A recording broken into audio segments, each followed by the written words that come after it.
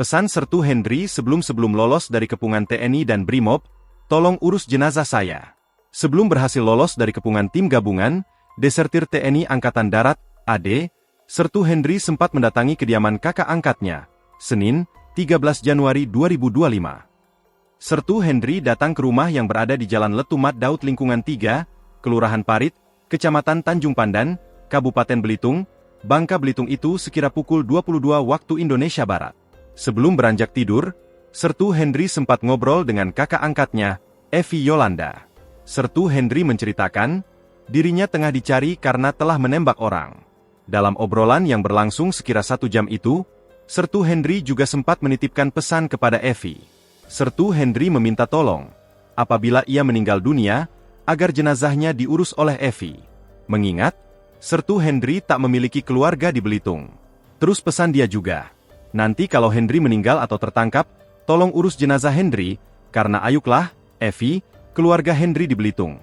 Kata Evi menirukan ucapan Sertu Hendri, dikutip dari posbelitung.co.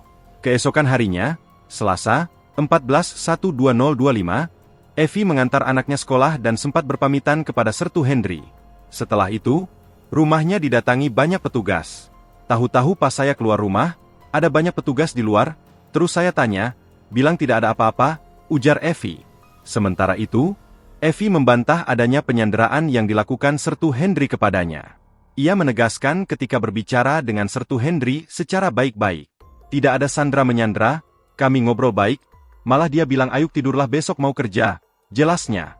Suasana mencekam terjadi saat pengepungan Sertu Hendri di sebuah rumah di Jalan Anwar Eid, Kelurahan Parit, Kabupaten Belitung, Selasa pagi. Penyergapan ini melibatkan personel gabungan dengan pengamanan ketat. Bahkan, Kapolres Belitung, AKBP Dedi Dwitya Putra, dan Dim 0414 Belitung, Letkol Infantri Kurniawan Hanif dan Danlanut H.A.S. Hanan Joeddin, Letkol PNB Muhammad Zen turun lapangan.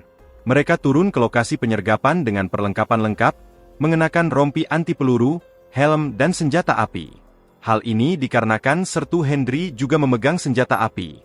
Dari pantauan di lokasi, suara tembakan terdengar beberapa kali dari rumah yang menjadi tempat persembunyian Sertu Hendri, menciptakan kepanikan bagi warga sekitar.